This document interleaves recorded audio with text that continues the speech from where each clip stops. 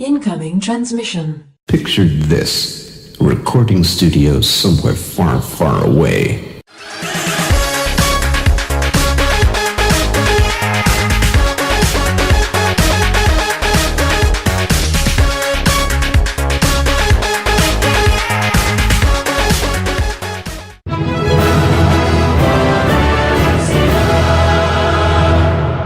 Welcome, watchers of Illusion, to my Castle of Confusion on the 13th of September, and I'm looking at Dragon Spirit on the ZX Spectrum. A game I actually owned myself back in the day of the glorious 8-bit era.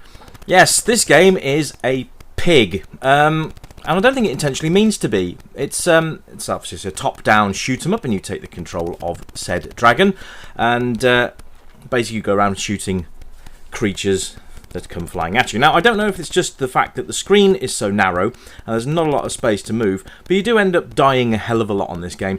Now, I do need to check out the arcade original as well, because obviously that is what this game is based on.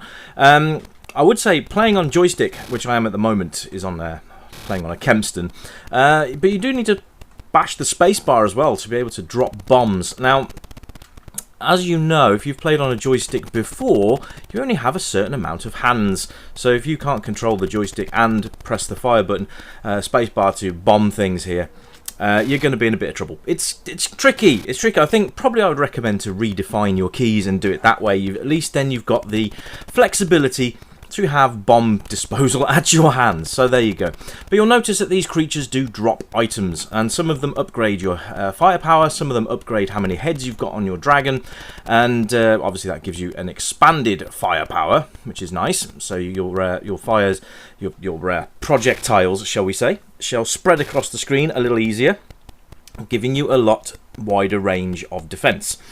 So that's nice. But the whole problem I've got is that most joysticks came with 2 buttons, and they could have done a 2-button mapping to this game, and it wouldn't have taken too much to have done that in the programming. But you know, it's a minor niggle. The game's just rock solid anyway. You'll probably end up seeing the game over screen a fair amount of times. But it's not Roadrunner frustrating, so that's good.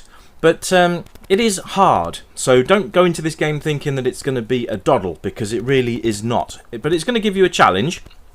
And if you're into shoot-'em-ups, especially these top-down variants, then you are going to be well at home with Dragon Spirit. There you can see there we've got keyboard, Kempston, Sinclair and Define keys. Very, very nice. And you get, this is the 128K disc version. This is the +3 version. And to be fair, there's not a lot to it. The sounds are very 48K. You do get a nice title screen music, but they seem to have sort of used up all of the sound budget on that, which is a shame, because the in-game sounds aren't anything really to write home about. The animations are nice though, the nice flapping dragon. It does bank left and right as well when you turn, which is quite cool. The creature animations are fairly good as well. You can see them sort of shuffling around on the ground before they take off and stuff like that, which is really good.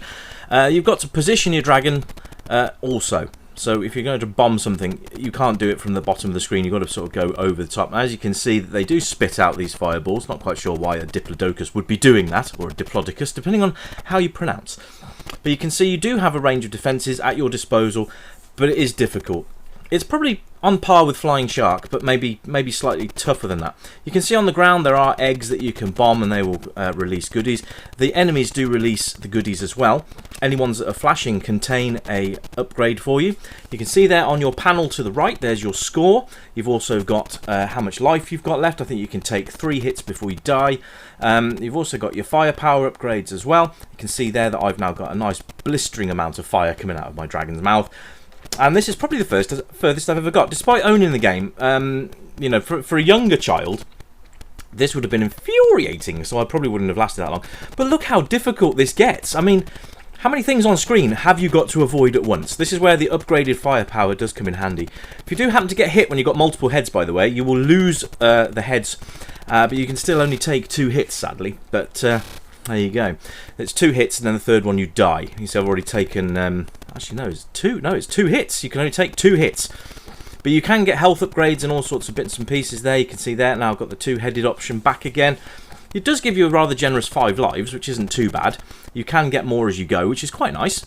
But it's not enough. I mean, when you reach stages like this and you've only got 2 heads, well, I'm sorry, this is just bonkers. It's very, very difficult to progress when you've got a lot of enemies on the screen and you've got other things firing at you at the same time. It's very, very difficult. Now, bear in mind, if you get hit once, you've only got one hit point left, so you've got to sort of judge these things before you go in. You can see there's a life upgrade there, which is quite nice.